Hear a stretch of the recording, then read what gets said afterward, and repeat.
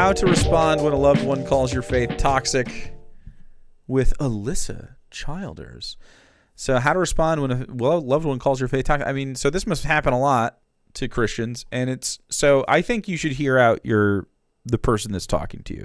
I think if someone's saying, hey man, this is really bugging me from a real place, you know what I mean? Not just some Twitter person or whatever, which I am.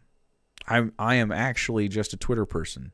But like when a loved one is talking to you, like maybe give them the benefit of the doubt.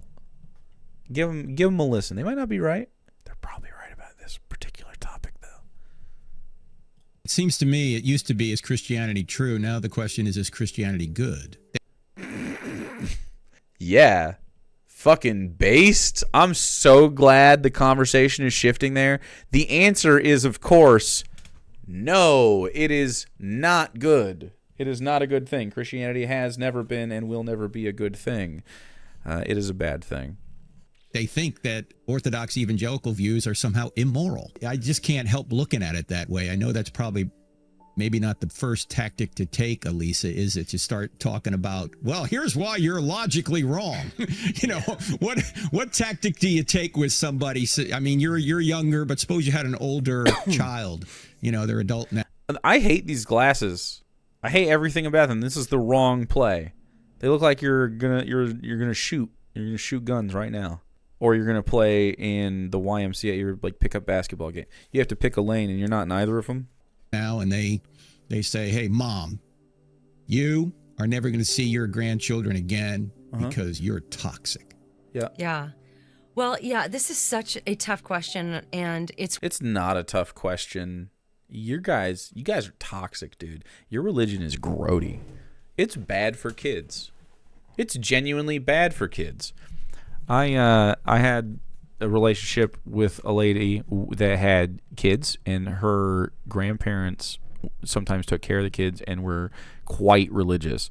And I remember having to, like, there was like discussions about angels, about death, about fucking all sorts of shit that these grandparents would just fucking, without even thinking, totally hammer into these kids' heads. And then they started to get like fucking genuine anxiety about like, oh, I'm going to die and go to hell. Like, it's like, no, you're not. That's not real. Grandma and grandpa are fucking nutty, okay? You just gotta, how do you thread that fucking needle without alienating them from their grandparents who are otherwise, you know, nice? And it's about talking to the grandparents, right? And they did. Argonian Bomb, thank you so much. Thanks for rating. You'd give us snacks? I have snacks. Yeah, I have snacks. What kind of snacks you want? Name a snack. Snack time, Brussels sprouts. You're sleeping on Brussels sprouts. We are making Brussels sprouts. Toss them in olive oil and cook them in the oven. it's one we really poured our hearts and souls into in our advice chapter, because one of You the know what things I we like? do is we first There's of all, actually this like, it's like Parmesan cheese dupe and it's like cashew. I don't like it because it actually tastes like Parmesan cheese. I actually like the sort of like cashew-ness of them. acknowledge that every relationship dynamic is a little bit different, and how you're going to approach it Cool graphic. is going to depend on that. Like, for example, Awesome graphic. if you have a spouse who's deconstructing, you're going to approach that a bit differently than you would if you had an adult child. Dude, I love people going through the deconstruction. This keeps happening. Deconstructing with religious people is one of my most joyous occasions to have a conversation with someone. I love having conversations with people that are deconstructing their religion. It's so fascinating to ask them questions about the things that they believe, and how many times you ask them questions and they go, I've never thought about that before. And it's just like, why not though? Why haven't you thought about that before? Isn't that a thing you maybe ought to have thought about at a time? Like, I wonder why God does allow pain and suffering, just a problem of evil, just something like that. I wonder why does God need a blood sacrifice to forgive sins? That's a very interesting question to ask. Too busy memorizing old books, dude. To be honest, this stream helped me a ton on the deconstruction adventure. I'm glad. I'm happy to have helped. Because it really, I used to be a little more neutral on this. Like, well, I don't want to be like too hostile towards religion. It's not like, I just genuinely think you need to be told, like, hey, you do not have to live like this. It is a choice you are making, and the anxiety that you feel has been placed upon you by a non-existent entity. It's really hard to get people out of that shit. Apostasy? I'm not an apostate. I have raw dogged this life without religion from start to finish. Why do I feel physical discomfort thinking about the idea of God possibly not existing? Yeah, that's so weird. Who has cut you off and forbidden you to see That the is so grandkids, weird. which, by the way, we are not exaggerating about that. Frank, night after night after night, when I go out and speak, I always meet at least one couple who tells me that. Some have even received a no-contact letter. So this is something that's very, very common. We're not just kind of making this up and exaggerating. This is, okay, look, it's so sad. Actually, I disagree. I think it's very not sad that bad Christian people are getting no contact letters from their secular family members as a way of preserving their own mental health and stuff. Absolutely, 10 out of 10, do recommend, normalize it further. You should be a social pariah for being a fucking religious person, in my opinion. It is so deeply harmful. We are getting to a point where your woo-woo shit is going to be less and less tolerated because it actually materially harms yourself and people around you. It is hard to be around, especially for someone like me who has never been religious. It's like glaring. I forget people are religious. I forget people believe this shit. And then I walk out into the real world and someone will say some shit and it's just like out of pocket as fuck. And they don't even realize they're psychos for it. And it'll be fucking heinous shit. You know, people otherwise you think are good, people who are just like, yeah, sacrifice the Palestinian kids, like, because it'll usher in the Armageddon. What? Insane stuff. And it gets crazy. It gets crazy as fuck. People kill themselves over this shit. People kill their families. Cthulhu is watching over. Dude, Cthulhu is a better version of God.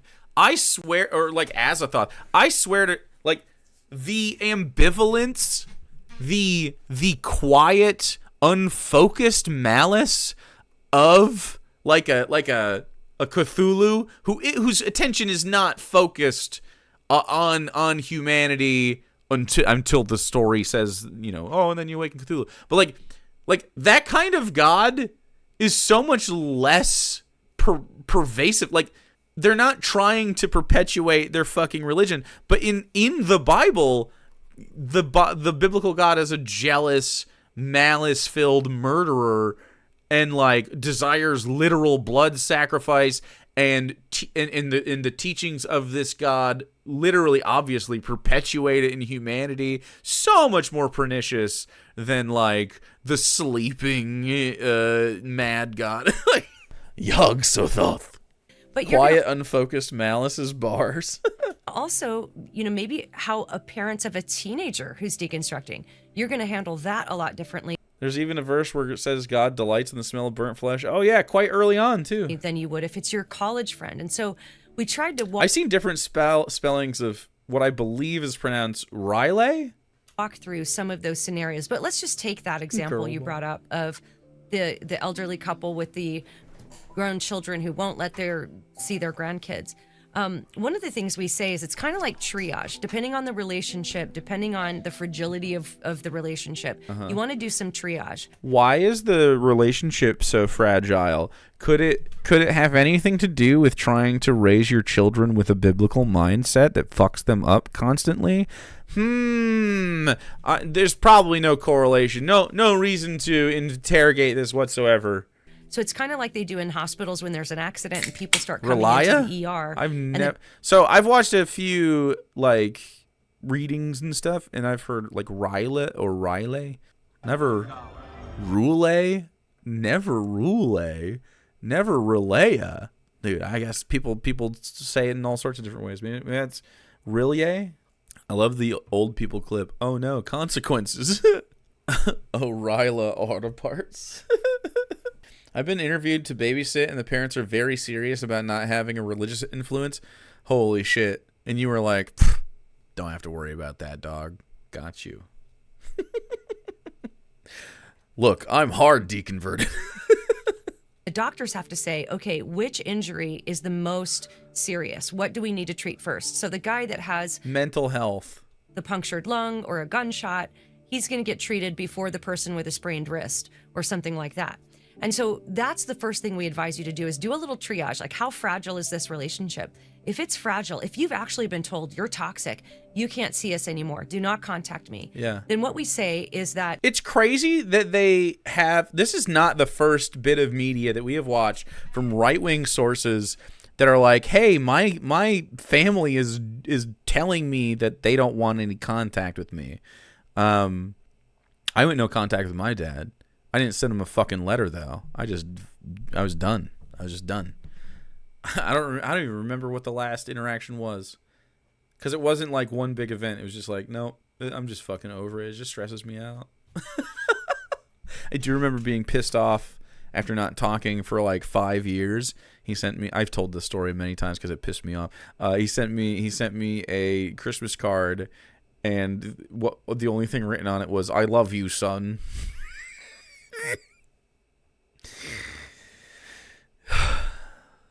Men. Fucking men, dude. That pissed me off. It's like, you got nothing to say, bro? All right. it's really okay to back off, respect that boundary, and just try, if you can, try to stay in their life. I'm low contact with my dad, and he sent me $40 for my birthday. Classic dad situation. And I talked with a woman just a couple weeks ago who said, once in a while, I'll just text a little bit of some encouragement, like, I love you, to my loved one who's deconstructed and doesn't want to talk to me. And sometimes they don't even respond back. I love you randomly? Why do they think that's enough? Why do they think I love you randomly? That's crazy. I love you. Fuck you. Oh my God, bro. How can you live with yourself? No contact means no contact. They always do this too. This is such a strange phenomenon.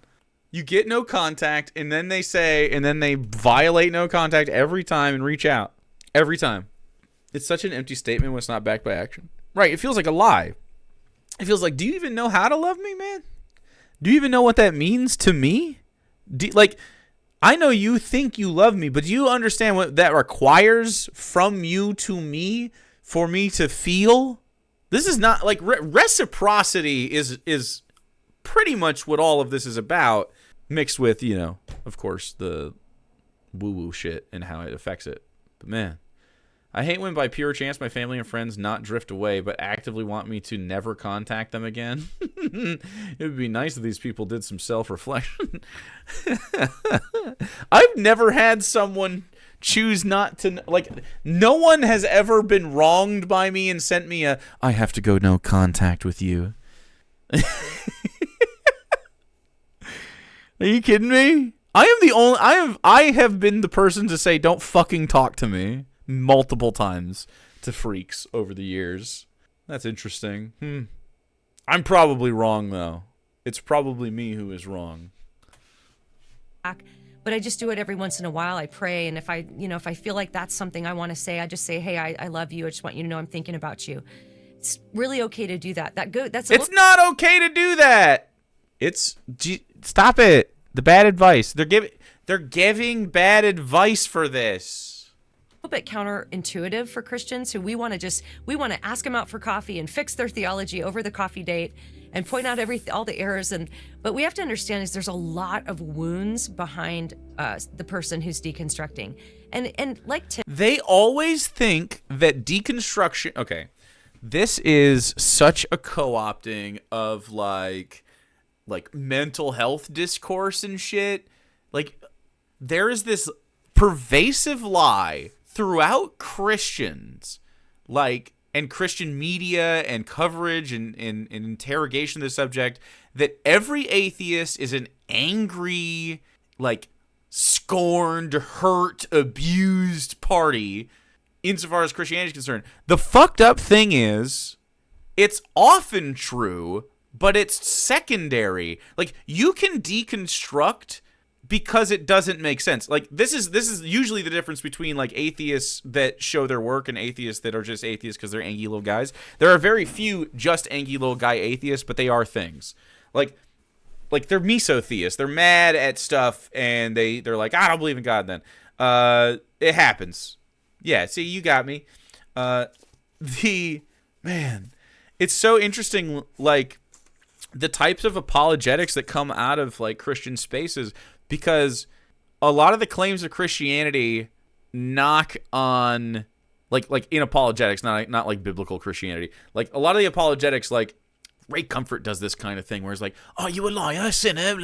It's like, "Yeah, I lie. I've lied before. I'm lying to you right now, saying that I am happy to see you, Ray." Like, sure, I've stolen before. I've taken a bite of Sarah's candy bar. I'll do it again because I don't want a whole candy bar, but I do want a bite of one. I can't eat a whole candy bar. I can physically. I just don't desire one. Anyway, it's a lie or stealing or both. There's such an insidious nature to this because it's like, oh, well, the person who left the church is just hurt by the church or whatever, and not me, and, the theology isn't bad or whatever. It's like, so you foster a system of, like, systemic abuse, and so that's gonna happen, and that's what people are saying, but it's not, like, why someone might be an atheist. It might start them on the path. It might be like, why is this so shitty? If this is good, why is it bad, right? If this is supposed to make me feel good, why does it make me feel so bad? Maybe, maybe it's because the religion doesn't actually offer any solutions to anything. Tim mentioned in the other podcast, sometimes the perceived or real abuse. Sometimes, yeah, and often you're the faith that your parents were, of course. The abuse is just perceived. For example, being told that you can't live a sinful lifestyle and remain a member at a church, or being told that you're a sinner in need of a savior. These things are perceived as being abusive. In fact, that is abusive. Yeah. It's crazy that you don't think that, like, calling someone inherently sinful and requiring saviorship isn't abusive. That is abusive. Yeah, it genuinely is. That is an abusive relationship. Like, that without even doing anything, your thoughts can be sinful. Not even your actions, just thoughts about your actions. Just like some actions that you thought were benign can be sinful. Looking at someone and being attracted to them, which is what happens. You're attracted to someone without thinking about it. Lizard brain. I'm attracted to this person. And now that's sinful? You feel me? Like, liking someone, falling in love with someone, of course, obviously, especially if you're not hetero. Like, these are all deeply evil things. And it's crazy you can't see that. In fact, I went on a comment section one time when somebody was claiming abuse, that evangelicals are abusive. And I acknowledged that there is real spiritual abuse. I know it. I've walked it. I've been through spiritual abuse. No, there's real regular abuse. It's not spiritual abuse. There's abuse in spiritual spaces. Spiritual fucking abuse. Shut up. it. I believe that spiritual abuse is real. But sometimes people just say being told they're sinners or that Jesus died on the cross for their sins is abusive. And when I said that, the person came back in the comments. Yes, that is abusive. That's correct. And said substitutionary atonement is abusive to teach that. Yes. So it requires some untangling of knots. So I would say whatever relationship you have with your loved one, really seek to listen. Try to identify maybe what the wounds are behind the deconstruction. And if you, like I said this just a couple days ago when I was at a Q&A about this, a woman said she had a friend who's been through a lot of abuse in church and she's very confused. And I said, look, right now, your main goal is to cry with those who cry. Try to minister to your friend. Maybe she needs some good biblical counseling. Counseling for abuse in biblical spaces is so fucked up. How don't you think that this is abuse? That is so deeply fucked, man. You know what we should do for this person who was bullied? Put them in a room with a bunch of bullies and let them get bullied by people who are different people, and then they'll be desensitized to bullying, and then it won't matter anymore, and they'll be like really tough cookies, and they won't have to be bullied anymore. It makes sense. It makes sense. The best way to stop being scared and hurt is to stop allowing it to scare and hurt you. I laugh, but that's actually how it goes. Like, that's real. You're just doing Darvo shit, right? I'll talk to my pastor about my pastor abusing me. Don't worry so much about the other stuff yet, but maybe just get her some help to help heal from the abuse. And then you can, as you go, you can guide her toward biblical truth or something like that. But Sure. Each situation is so unique and requires such a specific response. Like, I wish a motherfucker would try to lead me to biblical fucking hey, try to convert me challenge. Try to fucking convert me, dude. Let's see how it goes. I would love that. God, I would love that. I fucking revel in those conversations. They're so fascinating. You little freaks. You little weirdos. How do they... Okay. Has anyone else in this chat been an atheist for forever, their whole life? Are there any, like, gold star atheists in chat? I know most people are apostates. Raised by anti-theists? Oh, man. Wow, you guys are so cute. Platinum star? That's why you've been quiet? Oh, man. I feel like... Okay, so let's commune for a second, friends. How fucking wacky are people, huh? Don't you think they're just so wacky? Like, I have, like... Because I'm an atheist and I have such a naturalistic view, like, I see how apey we are. We're apes as fuck, man. Like, it's genuinely gaslighting to live amongst the religion. It's flipped around at my house. Had to tell your dad to chill out sometimes. Because he's just so fucking over it. Dude, I get it, though. Like, it's so frustrating to watch these people, like, do heinous shit for generations. And just watch them sort of circle the drain and living amongst them and watching them fucking argue over nonsense and keeping us back. They're genuinely super harmful. If religion was never a thing, the world would be better, and that is a fact. It's not even close to debatable.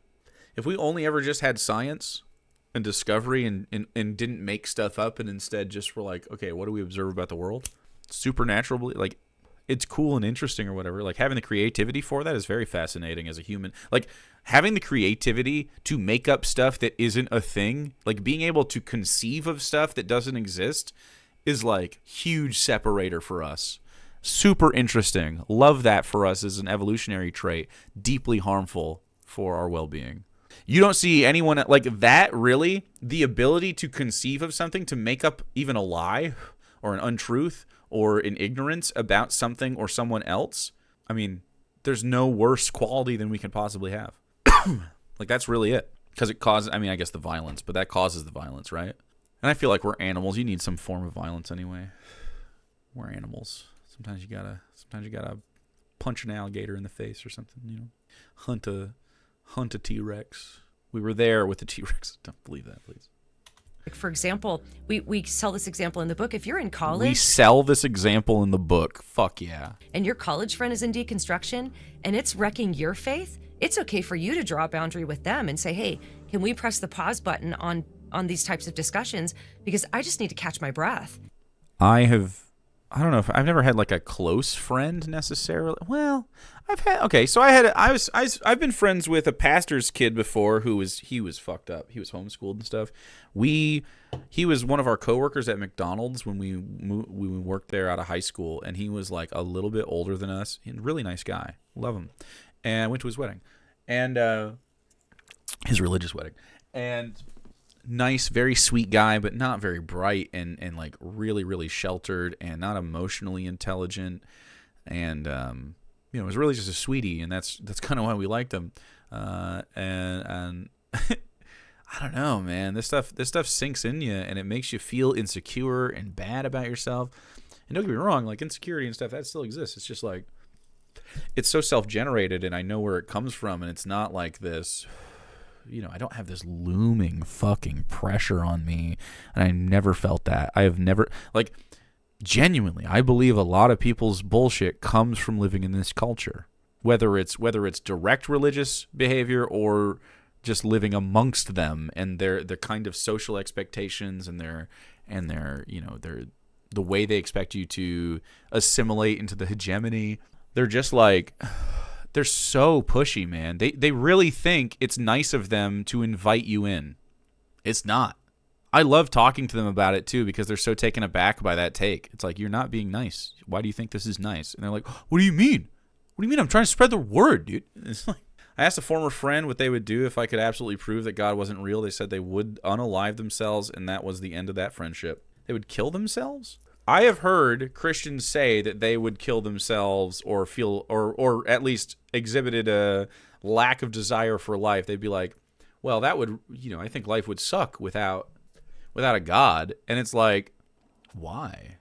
Like, I know it's very naturalist, but we've talked about it before. Like, being a piece of the universe observing itself is like profound and cool and stuff. But also, it's like, we only have like materially, we're little monkeys and we only have a limited amount of time, and this is it. So let's try to like be happy. I don't know what you want to live forever, or else you don't. It's not worth it.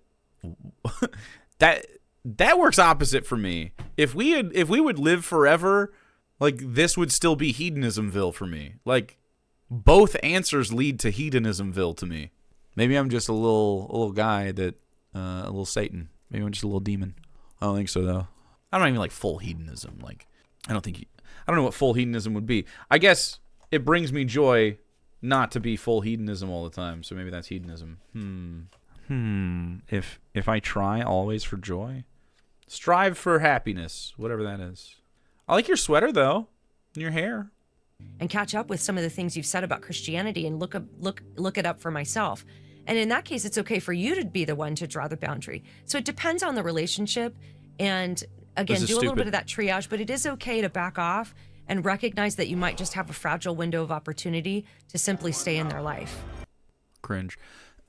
Screw bucket. A religious friend once assumed I, an atheist, was never religious.